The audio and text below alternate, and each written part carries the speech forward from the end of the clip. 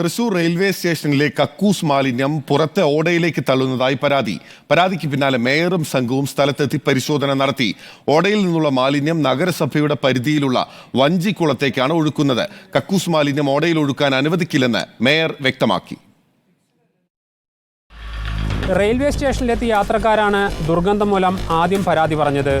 തുടർന്നാണ് തൃശൂർ കോർപ്പറേഷൻ മേയറും സംഘവും പരിശോധനയ്ക്കായി റെയിൽവേ സ്റ്റേഷനിലെത്തിയത്.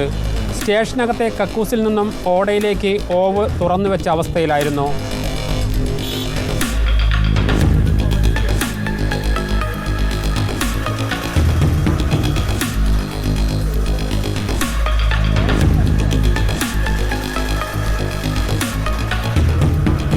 എല്ലാം കൂടി കാലങ്ങളായി ഇവർ വിട്ടിരുന്നത് ഇതുപോലെ തന്നെയാണ്. ഇപ്പോൾ അവർ പറയുന്നു ഞങ്ങളിവിടെ ക്ലീൻ ചെയ്തിട്ടുണ്ടെന്ന്. ക്ലീൻ ചെയ്തത് എന്താണ്? സുഗമമായി പുറത്തേക്ക് വരാവുന്ന വിധത്തിലുള്ള ക്ലീനിങ് അവർ നടത്തിയിരുന്നു.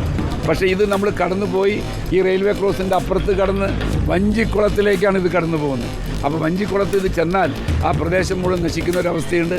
ഇതുപോലെ പുറത്തേക്ക് തുറന്നു വിട്ട് ഈ പരിസരം മലിനീകരണം നടത്താനാണ് ഇവരുടെ ഉദ്ദേശം. അത് ഞങ്ങൾ അംഗീകരിക്കില്ല. തോന്നിവാസമാണ് ഇവിടെ ചെയ്തിട്ടുള്ളത്. ഈ തോന്നിവാസം നമ്മൾ ഒരു കാരണവശാലും അനുവദിക്കില്ല.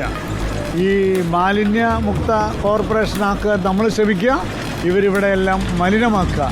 പ്രത്യേകിച്ച് റെയിൽവേ ഉദ്യോഗസ്ഥന്മാർ ചെയ്യുന്ന ഈ നടപടിക്കെതിരെ ശക്തമായ നടപടി ഉണ്ടാവും.